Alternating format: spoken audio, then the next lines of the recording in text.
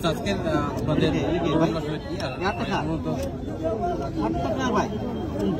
ক্যামেরার সামনে আজকে আসলে আপনাদের প্রোগ্রামটা কি?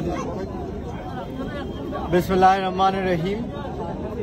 আমাদের মূল উদ্দেশ্য হচ্ছে যে আমরা জানি যে এবার যেহেতু সিলেটের স্মরণকালের না হলেও গত 100 বছরের সবচেয়ে ভয়াবহ বন্যা হয়েছে, সেই ক্ষেত্রে এখানে অনেকেরই বাংলাদেশের মানুষের কিন্তু পকেটে টাকা থাক না থাক ঈদটা তারা সুন্দর করে করার একটা চেষ্টা হলেও তারা করে। তো এবার হয়তো অনেকেরই কোরবানি দেওয়ার পরিকল্পনা ছিল, কিন্তু সেই অর্থটা এখন মানুষের বাসা বাড়ি বা খাবার দাবারের পিছনেই চলে যাচ্ছে। তো সেই ক্ষেত্রে আমরা চট্টগ্রাম থেকে এসেছি।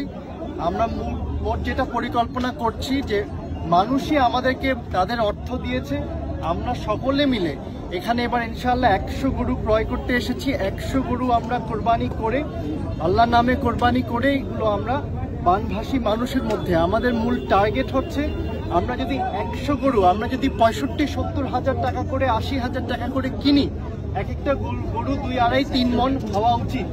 সেই ক্ষেত্রে আর 10,000 কেজি মাংস যদি আমরা পাই, সেক্ষেত্রে ধরুন আমরা 10,000 কেজি মাংস কম বেশি পেলাম, তো সেটা আমরা 10,000 পরিবারকে যদি 1 কেজি করেও মাংস দিই, অন্তত সেই দিনটা তারা গরুর মাংস দিয়ে এক বেলা ভাত পরিবার খেতে পারবে। এটাই মানুষের খুশির জন্য সামান্যতম, এটা কোনো স্থায়ী কোনো কিছু না। তবে ঈদটা মানুষ পালন করার চেষ্টা করে। আমাদের বছরে মানুষ তো 1টা বা 2টা দিনই মানুষ তারা একটু পরিবারকে নিয়ে সুখে শান্তিতে কাটানোর চেষ্টা করে।